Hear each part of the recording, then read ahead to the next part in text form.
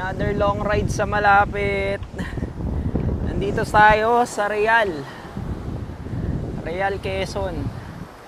So may buhangin, tapos pebbles, tapos sobrang clear ng weather ngayon. Ngayong araw guys is yung araw bago yung new moon. Kaya ang trip natin ngayon ay mag-overnight tayo dito sa sunrise side ng Pilipinas. Kasi Pacific Ocean to eh. And dito natin aabangan yung Milky Way strip mamaya or bukas ng madaling araw.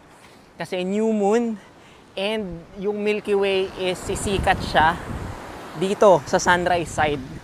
Yung lubog ng araw mamaya is doon. So wala tayong sunset today.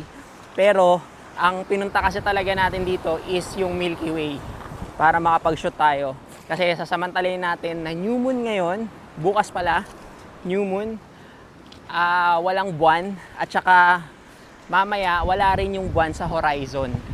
Kaya makukuhaan natin siya ng maganda. And itong spot na to, madilim dito pag gabi. Sa tingin ko naman wala namang ilaw dito. Kahit yung mga kalsada walang ilaw dun eh. Kaya makakapag Milky Way shoot tayo ngayon. And April, so clear na clear yung weather. Ewan ko, sana hanggang mamaya kasi unpredictable yung weather eh, yung sky. Pero sana hanggang mamaya walang ulap. Naasahan ko na pagdating ng tanghali, sobrang init dito sa lugar na to. Pero carry lang kasi maraming puno eh. Okay lang. Doon tayo magsiset up. Tapos dito tayo mamaya para sa Milky Way shoot. So abangan nyo yung output natin para doon sa gagawin natin mamaya. And sana makuhaan nga natin. Nagdala tayo ng tripod and yung lens na merong very wide aperture. 1.4. 13mm 1.4 Viltrox lens.